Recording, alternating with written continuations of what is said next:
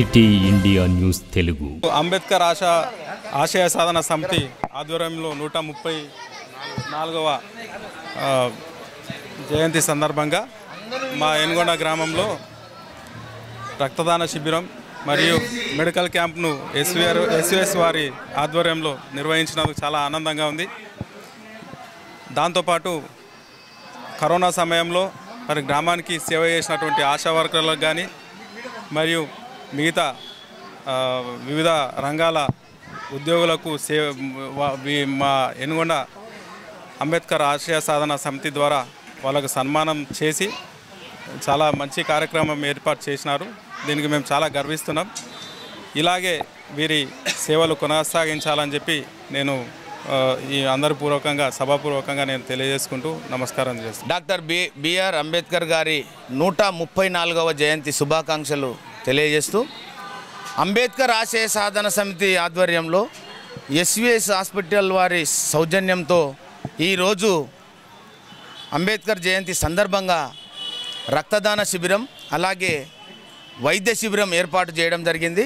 ఈ యొక్క రక్తదాన శిబిరం వైద్య శిబిరం చాలా అద్భుతంగా విజయవంతమయ్యాయి. ఈ యొక్క కార్యక్రమానికి ముఖ్య అతిథిగా మహబూబ్ నగర్ శాసనసభ్యులు శ్రీ ఎన్ఎం శ్రీనివాస్ రెడ్డి గారిని ఆహ్వానించాము. వారు కూడా ఈ యొక్క కార్యక్రమాలను ప్రారంభించారు.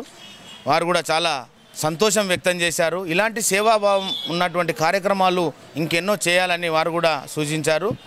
ఈరోజు ప్రత్యేకం ఏంటంటే ప్రతి అంబేద్కర్ జయంతి రోజు ఒక వినూత్నమైన కార్యక్రమం చేయడము ఈ అంబేద్కర్ ఆశయ సాధన సమితి లక్ష్యం. కింది స్థాయి నుంచి పనిచేస్తున్నటువంటి ఆశా వర్కర్లు కానీ అంగన్వాడీ టీచర్లు కానీ ఈ యొక్క పిఎస్సిలో పనిచేసే నర్సులు కానీ పారిశుద్ధ్య కార్మికులు కానీ వాటర్ మ్యాన్లు కానీ వీళ్ళంతా ప్రజలకు నిరంతరం కళ్ళ ముందు ఉండి పనిచేసేటటువంటి సేవాభావం ఉన్నటువంటి వ్యక్తులు. కాబట్టి వీళ్లకు ఎక్కడ గౌరవం దొరుకుతుందో లేదో నాకు తెలియదు, కానీ మన ఊర్లో మనకు సేవలు అందించే వారిని తప్పకుండా గౌరవించుకోవాలనే ఉద్దేశంతోన వారికి అందరికీ అంబేద్కర్ ఆశయ సాధన సమితి తరపున ఈ యొక్క సన్మాన కార్యక్రమాన్ని నిర్వహించడం జరిగింది.